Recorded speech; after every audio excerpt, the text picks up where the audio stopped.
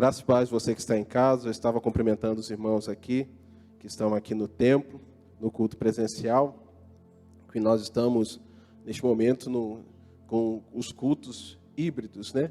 Nós temos em parte presencial, em parte online, até porque, graças a Deus, nós temos poucos lugares aqui dentro da capacidade que nós podemos receber os irmãos e irmãs.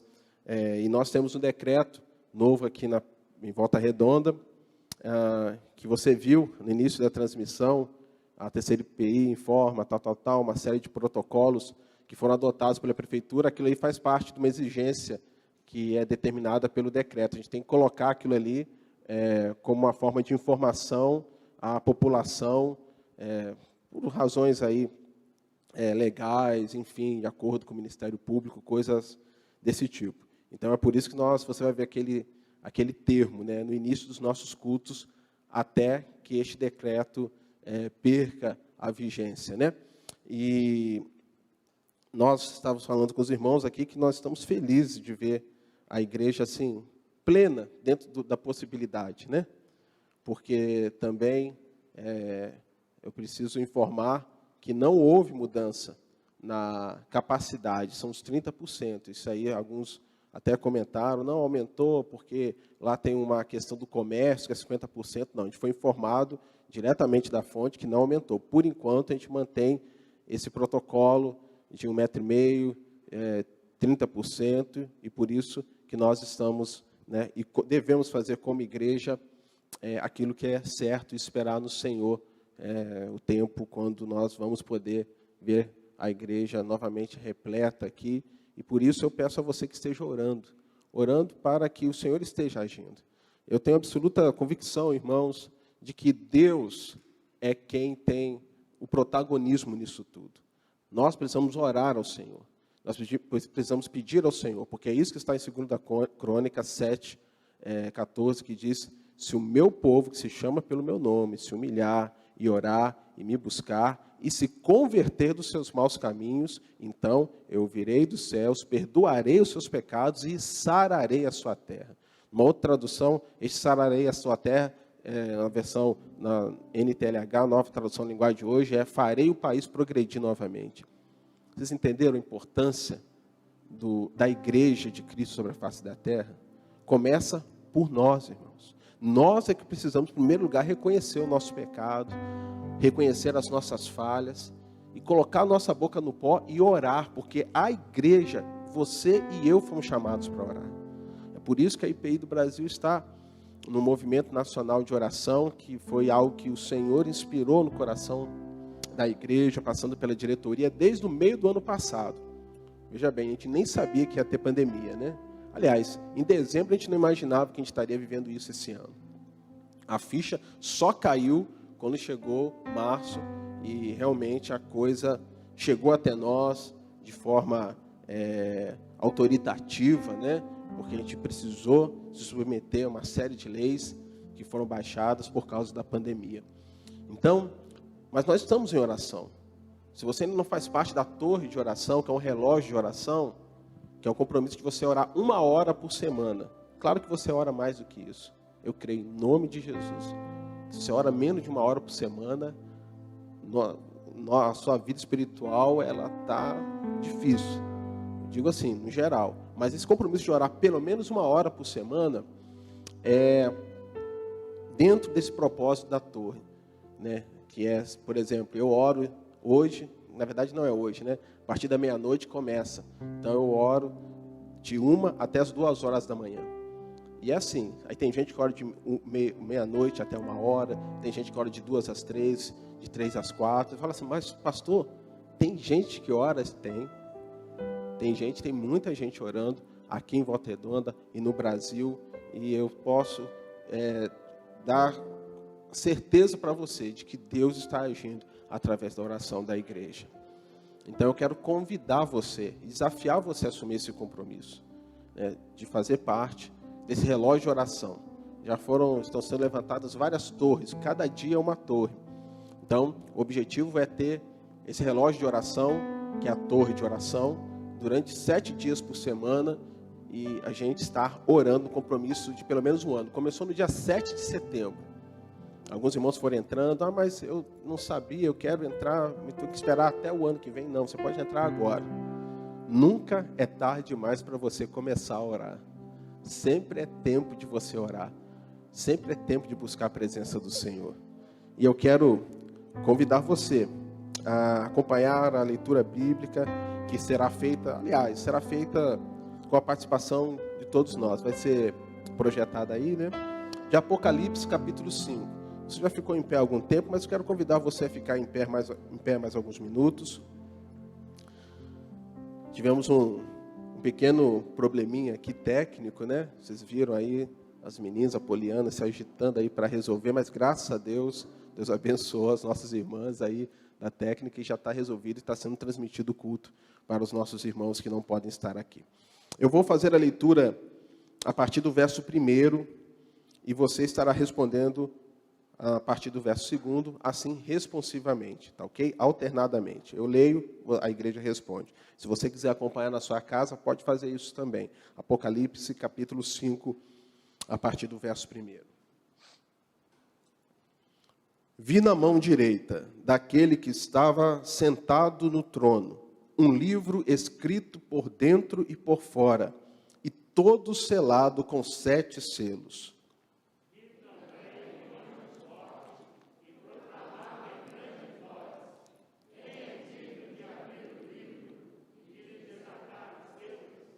Ora, nem no céu, nem sobre a terra, nem debaixo da terra, ninguém podia abrir o livro, nem mesmo olhar para ele.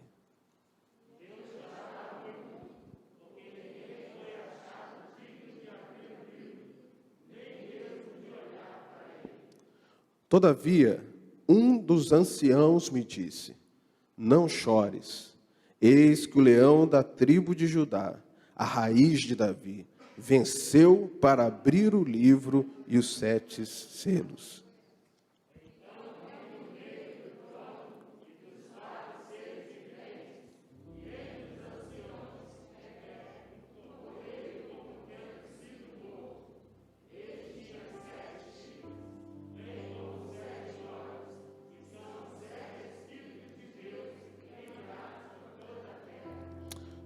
Veio, pois, e tomou o livro da mão direita daquele que estava sentado no trono.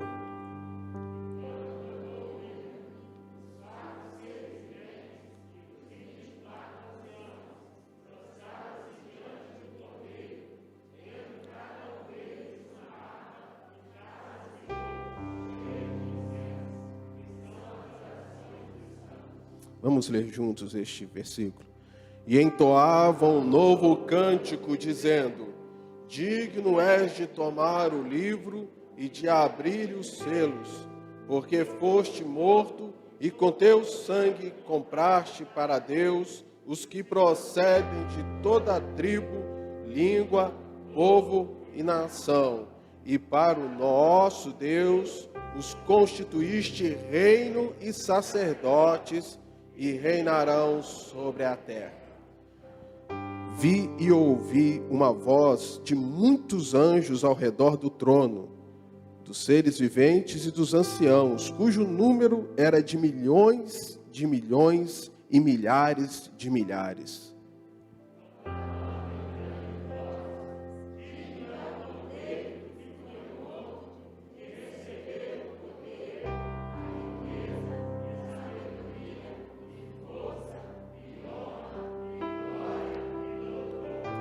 Então ouvi que toda criatura que há no céu e sobre a terra, debaixo da terra e sobre o mar, e tudo que neles há, estava dizendo, leia junto comigo: aquele que está sentado no trono e ao Cordeiro, seja o louvor e a honra e a glória e o domínio pelos séculos dos séculos. E os 4 seres viventes respondiam: amém. Também os anciãos prostraram-se e adoraram. Senhor, nós te louvamos pela tua palavra, Senhor.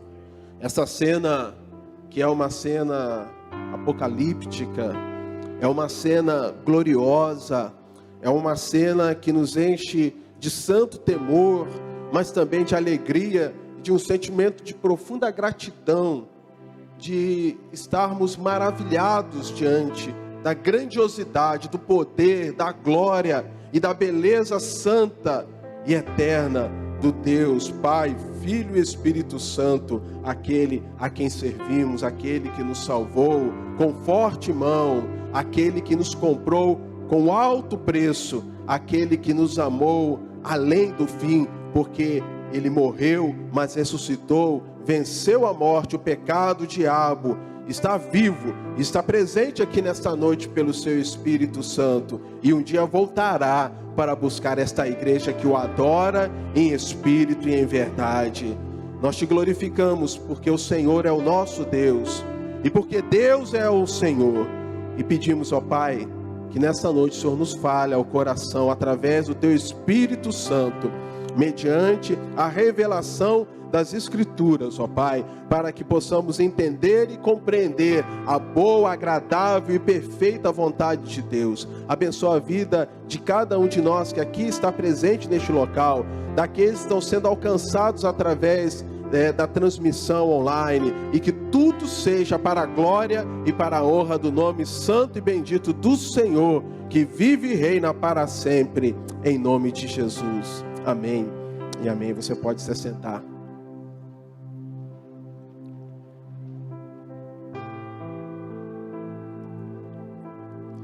É interessante, o livro de Apocalipse, durante muito tempo, e para muitos ainda, é um livro que desperta ou causa um certo temor, apreensão. Talvez por causa dessas cenas fantásticas que nós vemos e que, de fato, quando nós paramos e pensamos nas cenas que são descritas, como por exemplo neste capítulo, ou até mesmo em outros, e paramos para imaginar isso, nós talvez fiquemos até temorizados, né? A gente fica pensando naqueles monstros, né? Daquela besta que emerge do mar, e a gente vê essas cenas tão, como na literatura diz, dantescas, né? Extraordinárias, fantásticas, mas é preciso dizer que o livro de Apocalipse, pelo gênero literário dele, é um livro que traz muitas figuras, né? A verdade é verdade, mas a expressão é figurada. A gente não tem que tomar literalmente muitas coisas que estão acontecendo ali, porque talvez não, com certeza seria até muito fácil a gente identificar certas coisas, né? Quando a gente se aparecesse, né, uma besta emergindo do mar, uma mulher em cima com uma taça com o sangue dos mártires, né? Seria fácil a gente entender, e não vai ser tão fácil assim de discernir a realização, a concretização dessas realizações anunciadas profeticamente no livro de Apocalipse. Mas em capítulos com uma beleza descrita dessa forma, e quando nós reunimos como igreja, como nós poderíamos expressar esse momento de adoração? Porque nós estamos mais do que ajuntados aqui, irmãos. Nós não estamos simplesmente aqui num bando de pessoas que está por causa de uma música que está sendo tocada, ou por causa de um discurso que está sendo ouvido, por causa da afinidade que nós temos, ou por causa de costume. Este lugar, ou este ajuntamento, é muito mais do que isso. É um ajuntamento santo, porque Deus está presente aqui neste lugar. Porque é isso que o Senhor diz, é isso que Jesus afirmou, que onde estivessem ajuntados em nome dele, 2 ou 3, ele disse, pode ter certeza, eu estou aí presente. E ele está presente aqui através do Espírito Santo. Nós estamos, irmãos, como que ensaiando para apresentarmos por toda a eternidade o louvor e a adoração ao nome daquele que é digno, o único que é digno de receber toda a glória, toda a honra, toda a força e todo o poder. Porque se nós não temos o prazer de estar juntos para adorar ao Senhor aqui, a pergunta que não quer calar é: o que eu vou fazer no céu? Onde eu estarei por toda a eternidade, junto com aqueles que foram comprados, conforme descreve Apocalipse, de toda a tribo, povo, língua e nação, ao preço do sangue do Cordeiro, para adorarmos, para prestarmos culto diante da majestade gloriosa deste Deus, por todo sempre. É isso que eu vou fazer no céu. Então, essa antecipação, ainda que pequena, porque não se comparem. Se é bom estarmos adorando ao Senhor, se é bom nos alegrarmos na presença do Senhor como igreja aqui, no céu será incomparável. Isso aqui é apenas uma amostra do que nós vamos usufruir quando passarem todas as coisas e nós estivermos junto daquele que escolheu estar junto de nós, Jesus Cristo de Nazaré, o Cordeiro que foi morto, mas que ressuscitou e que um dia voltará para buscar esta igreja que tem fome e sede da presença de Deus, que anseia como algo que é fundamental para a sua sobrevivência, para a sua existência, para a sua razão de ser, essa presença. Não há como viver longe da presença de Deus, não para um coração que foi tocado, que foi lavado pelo sangue do Cordeiro e que foi selado, confirmado pelo Espírito Santo de Deus. João, o escritor deste livro, apóstolo João, o discípulo amado, estava no isolamento social extremo, né? Ele estava preso na ilha de Patmos.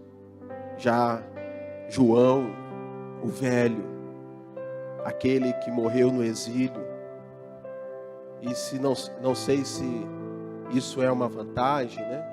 Mas diferentemente dos demais apóstolos que morreram decapitados, crucificados ao fio da espada e de tantas outras formas, João foi aquele que sobreviveu a isso tudo e foi exilado na ilha de Patmos, e ali o Senhor vai ao encontro dele para revelar coisas gloriosas, como nós lemos aqui apenas neste extrato que é o texto de Apocalipse capítulo 5.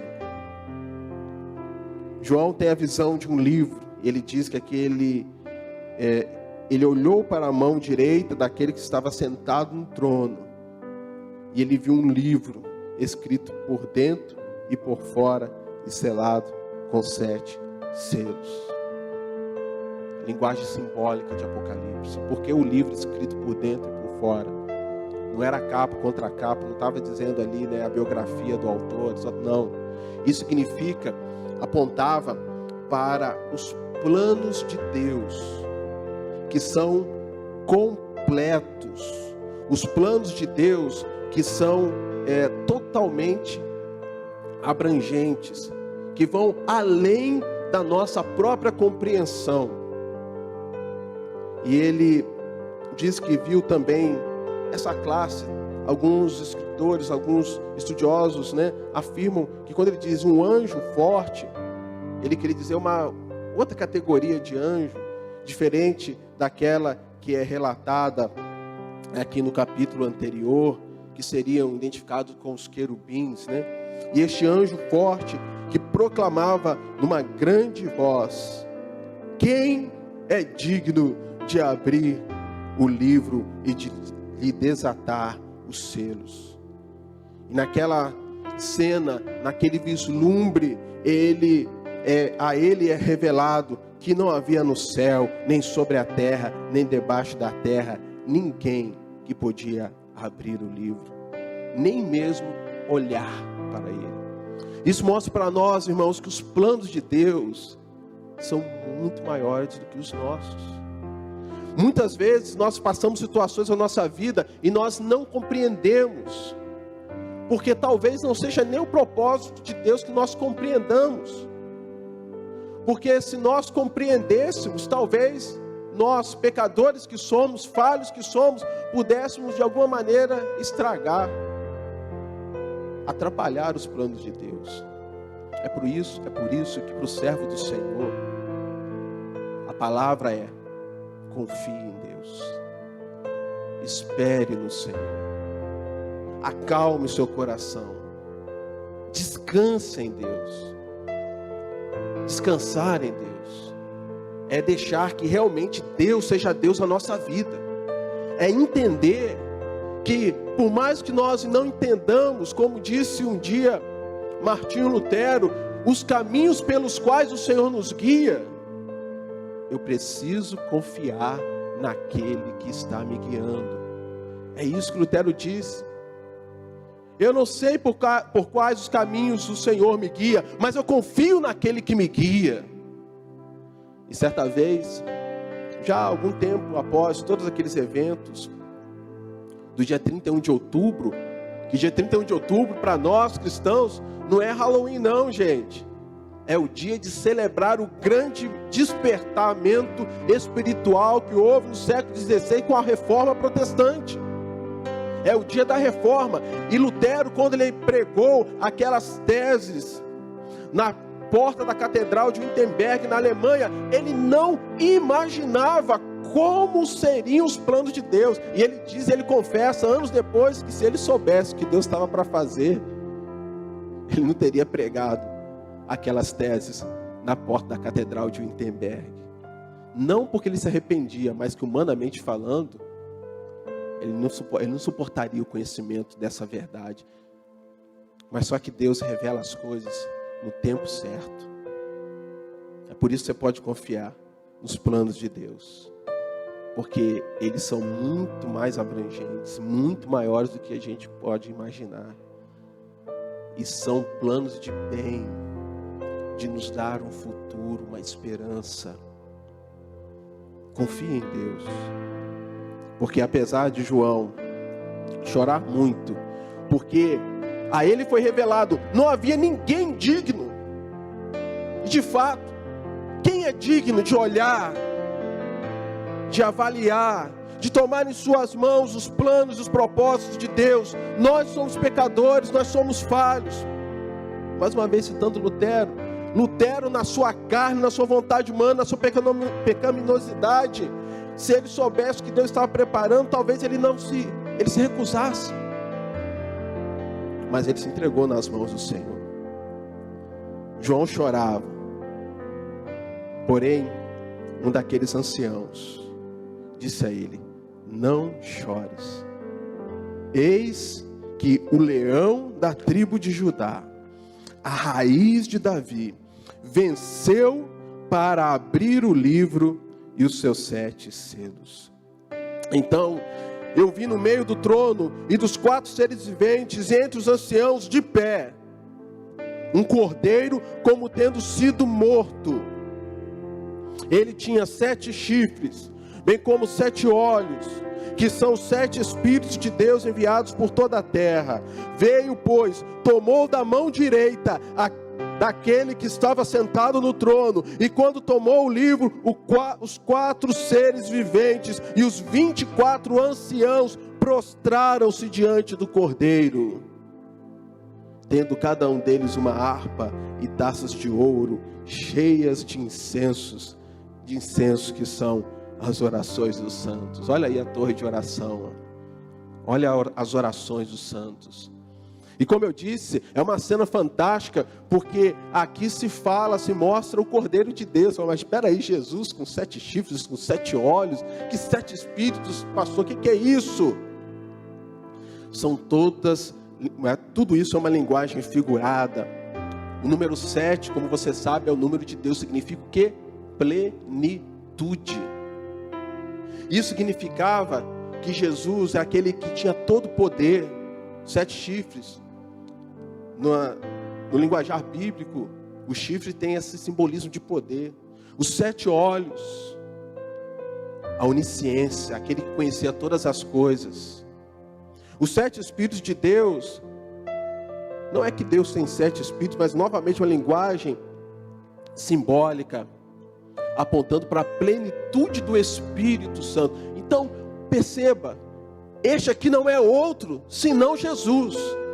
E se Jesus é tudo isso, quer dizer que Jesus não é outro, senão o próprio Deus. E o Cordeiro estava o quê? Em pé, diante do trono.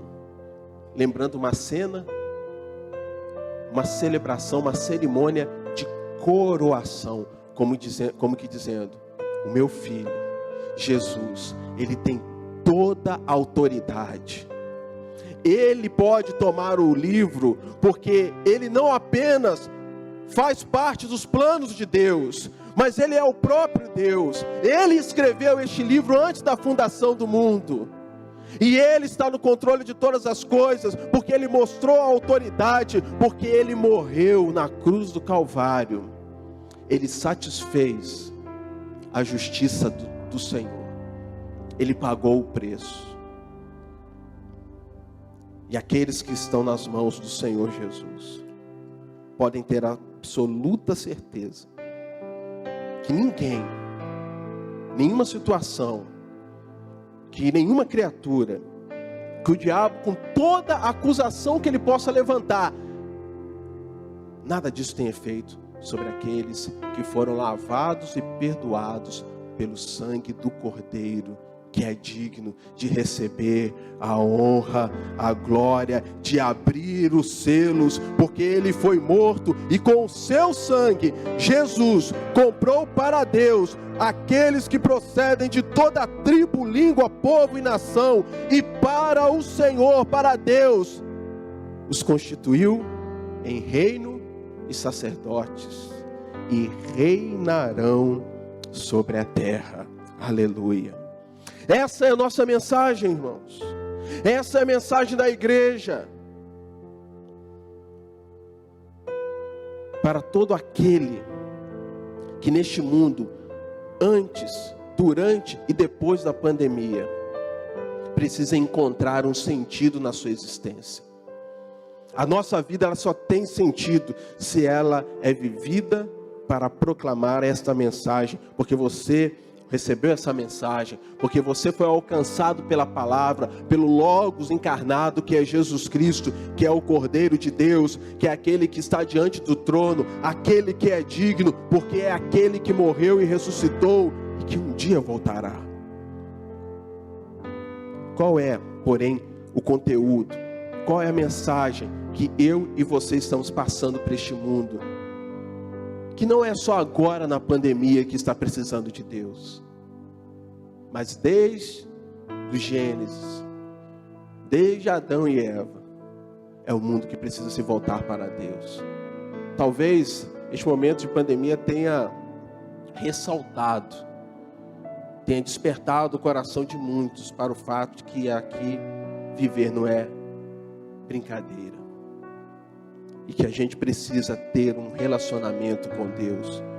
Porque a nossa vida, de fato, irmãos, a nossa vida é como um fio de prata. Tal é a sua fragilidade. O fundamento da nossa vida precisa estar em Deus. Precisa estar firmado em Cristo. Porque tudo isso que foi feito, que, por exemplo, aqui nós temos essa pequena descrição deste momento tão glorioso, que exalta a pessoa de Jesus Cristo como aquele que fez aquilo que precisava ser feito, e que ninguém mais poderia fazer para nos resgatar e dar sentido a essa vida que é totalmente sem sentido, sem Jesus. Quando a gente olha para isso, dentre tantas outras coisas que a palavra nos apresenta, e dentre tantos outros desafios que a vida se nos confronta, quando a gente olha para tudo isso, a gente precisa entender que viver sem Jesus não é viver, é se iludir, porque essa vida vai acabar. Por mais que tenhamos realizações, por mais que nós cuidemos da nossa saúde, por mais que tenhamos anos e anos de vida, seja 100 anos, seja 50 anos de vida, é o tempo suficiente para você tomar uma posição diante do fato de que o Cordeiro de Deus, ele desceu dos céus, o Rei dos Reis, ele abriu mão da sua glória por amor a nós, para morrer na cruz do Calvário, para cumprir o abrangente e eterno plano de salvação de Deus, para que todo aquele que nele crê, mas todo, e somente todo aquele que nele crê, não morra eternamente, mas tenha certeza de que mesmo quando a morte chegar à nossa porta e bater à nossa porta, ela não tem poder para nos reter em seus braços, porque ela verá em nós as marcas do sangue do Cordeiro de Deus, aquele que desceu dos céus, aquele que foi digno, que é digno de abrir o livro e desatar os selos, aquele que um dia voltará, aquele que venceu a morte, porque ele é o leão da tribo de Judá, ele é a raiz de Davi, ele é o Cordeiro que, como tendo sido morto, foi coroado pelo Senhor, por Deus o Pai eterno, e enviou o seu Espírito Santo para que nós jamais nos sentíssemos sozinhos nem órfãos, como João não estava, apesar de estar isolado, exilado na ilha de Patmos. Ele estava cumprindo o propósito de Deus para a vida dele. Qual é a mensagem que a sua vida passa para este mundo que desesperadamente precisa de Jesus? Você e eu fomos chamados para sermos sacerdotes e reino de Deus sobre a face da terra. A igreja é chamada para exercer esse sacerdócio. Novamente, em tempos de reforma, uma das doutrinas que foi resgatada pela reforma protestante, foi tirada lá do fundo do baú, sacudiram a poeira e disseram: olha aqui, isso aqui está esquecido, mas a igreja precisa lembrar-se do sacerdócio universal de todos os crentes. Deus tem aqueles a quem Ele chama, pastores, evangelistas. Deus dá dons, talentos, mas não existe nenhum homem sobre a face da terra que tenha a prerrogativa e a autoridade de ser o representante de Deus e a igreja. Só há um representante, só há um mediador entre Deus e os homens, Jesus Cristo, homem, o Cordeiro de Deus. Isso significa que você e eu somos sacerdotes. Isso significa que você e eu somos o reino de Deus. Isso significa que você e eu temos autoridade de orar em nome de Jesus. Nós temos autoridade de pregar o Evangelho e pregar o Evangelho de Jesus Cristo. Nós temos autoridade dada pelo Senhor, pelo Espírito Santo que em nós habita, de sermos instrumentos de Deus para abençoar a vida de outras pessoas. Isso não invalida a necessidade de todos aqueles que o Senhor chamou, os pastores, os presbíteros, os diáconos, os missionários, os evangelistas. Porém, isso significa também que você é chamado por Deus para fazer parte da implementação deste plano de Deus, de salvação e de vida eterna. É você. Você pode não ter nenhum cargo na igreja, como a gente costuma dizer, mas se você é um crente em Cristo Jesus, você foi selado pelo Espírito Santo, e você tem uma missão da parte do Senhor, que é proclamar este Cristo glorioso, bendito, este Jesus que nos ama, e nos amou de tal forma, que foi para a cruz em nosso lugar. Você tem autoridade em nome de Jesus, de orar por pessoas, de abençoar pessoas, de ministrar a palavra de Deus sobre a vida de pessoas que estão ao seu redor e que talvez o pastor, o presbítero, aqueles que estão servindo a Deus em determinadas áreas da igreja, em lugares que eles não podem ir. Deus escolheu você para estar no lugar onde Ele te colocou, aonde você estuda, aonde você trabalha, aonde você dá aula, aonde você gerencia, aonde você faz as suas vendas. Os clientes que passam por você são mais do que clientes, seus alunos são mais do que alunos, seus colegas são mais do que colegas, são almas que precisam conhecer Jesus Cristo, este mesmo Cordeiro, que foi morto, mas ressuscitou, e Ele vai voltar. Você, meu irmão, você, minha irmã, foi enviado pelo Senhor para alcançar essas pessoas, para testemunhar desta graça maravilhosa que alcançou o seu coração,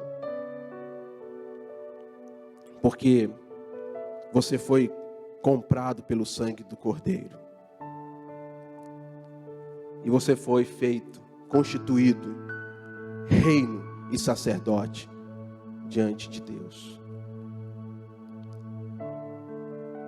João continua dizendo que ele viu e ouviu uma voz de muitos anjos ao redor do trono, dos seres viventes e dos anciãos, cujo número era de milhões e de milhares e de milhares, proclamando em grande voz: digno é o Cordeiro que foi morto de receber o poder, a riqueza, a sabedoria, a força, a honra, a glória e o louvor. Mais uma vez, aqui nós temos 7 aspectos que mostram a dignidade daquele a quem nós estamos servindo. O Senhor Jesus, que é pleno em poder, em glória e majestade, Ele é plenamente digno de receber o poder, a riqueza, a sabedoria, a força, a honra, a glória e louvor. Então João ainda é transportado para uma outra cena, onde seus ouvidos são invadidos por um som que vinha de toda criatura que há no céu e sobre a terra e debaixo da terra e sobre o mar e tudo que neles havia, e que estava dizendo: aquele que está sentado no trono e ao Cordeiro, seja o louvor, seja a honra, seja a glória e o domínio pelos séculos dos séculos. Aleluia! E o que isso nos reporta? Nos reporta a Filipenses capítulo 2,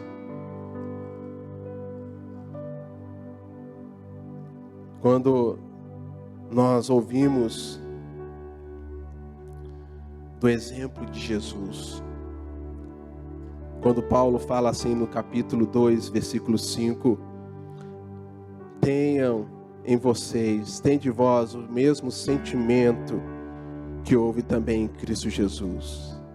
Pois ele, subsistindo em forma de Deus, não julgou como usurpação ser igual a Deus, antes a si mesmo se esvaziou, assumindo a forma de servo, tornando-se em semelhança de homens, e reconhecido em figura humana, a si mesmo se humilhou, tornando-se obediente até a morte, e morte de cruz.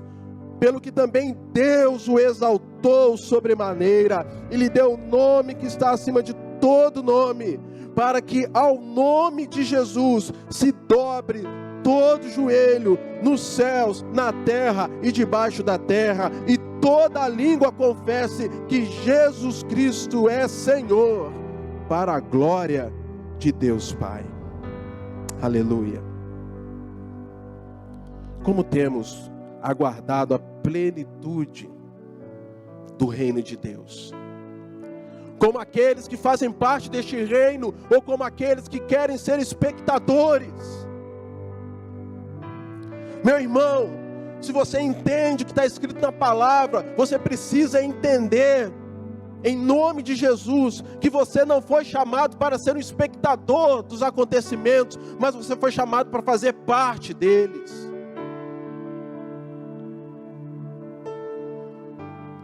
Você não foi chamado para sentar num banco de igreja e se acomodar com isso.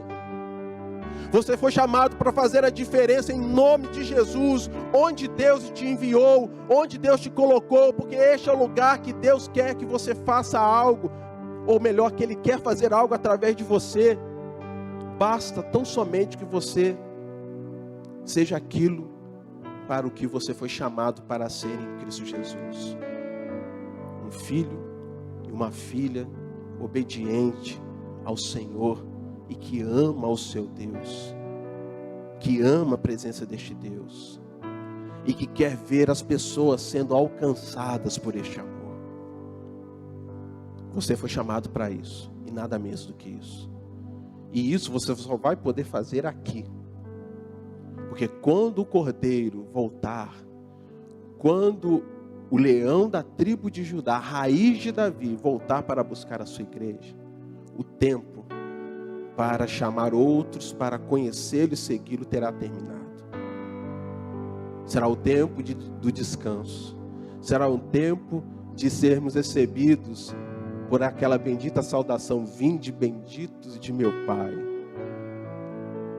Entrem para o reino que está preparado para vocês antes da fundação do mundo. Aleluia. Eu quero terminar lembrando do saudoso pastor Russell Shedd, pastor batista, grande teólogo, doutor, missionário, mas sobretudo um homem de Deus, que a graça de Deus e que a perturbação do Senhor esteja sobre a vida de vocês. Porque enquanto há tantas almas indo em direção ao inferno, tantas almas sem conhecer Jesus, você que conhece o Senhor e que ama o Senhor, cada um de nós não podemos dar lugar a uma falsa paz do comodismo. Ainda há muitas vidas que nós podemos alcançar. Ainda há muitas vidas que você pode alcançar. E se você foi alcançado pelo Senhor, quer dizer que agora chegou o momento de você alcançar outros para a glória do Senhor. Mas eu quero dizer também que se você ainda não tem essa convicção de salvação na sua vida,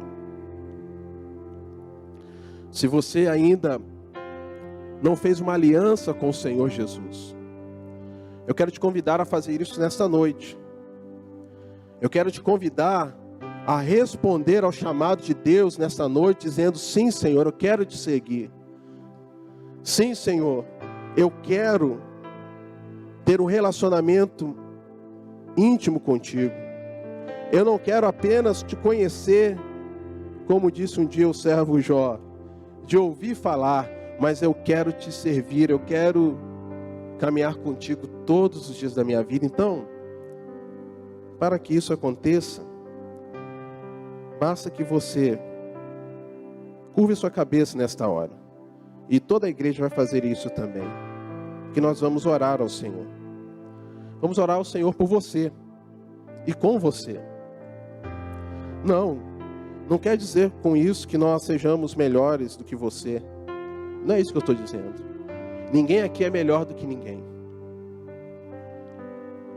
O único que é melhor, o único que é bom, o único que é perfeito, o único que é digno é o Senhor Jesus. Mas eu reconheço isso. E eu tenho uma aliança com o Senhor.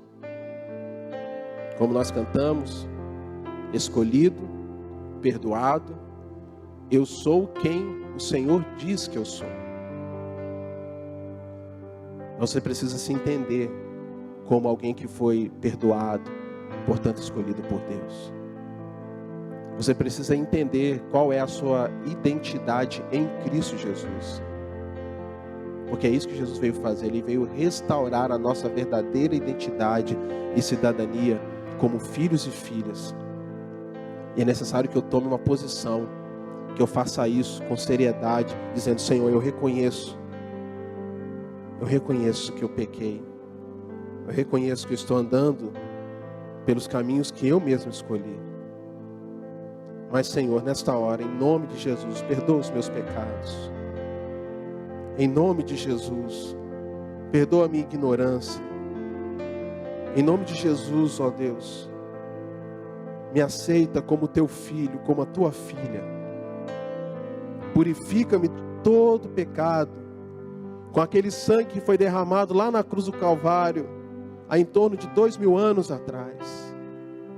Espírito Santo de Deus, aplica este perdão, essa salvação nesta hora, em cada coração que, de maneira sincera, porque entendeu o chamado do Evangelho nesta noite, está dizendo: Senhor, eu quero ter uma vida em comunhão contigo, uma aliança com o Senhor, eu quero te servir em espírito e em verdade, eu quero me entender como teu filho, como tua filha, como escolhido, como perdoado, como serva, como servo, como discípula, como discípulo do Senhor. Espírito Santo de Deus, faz esta obra de salvação aqui nesta noite, e no coração daqueles que estão nos ouvindo nesta hora, nos acompanhando através da live, para que um dia estejamos juntos com as miríades de anjos, com aquele coro de milhares e de milhares, de milhões de vozes, adorando aquele que é digno, e tributando a glória, a honra, a força, o poder, a majestade e toda a adoração a Deus o Pai, Filho e o Espírito Santo, em nome de Jesus. Amém.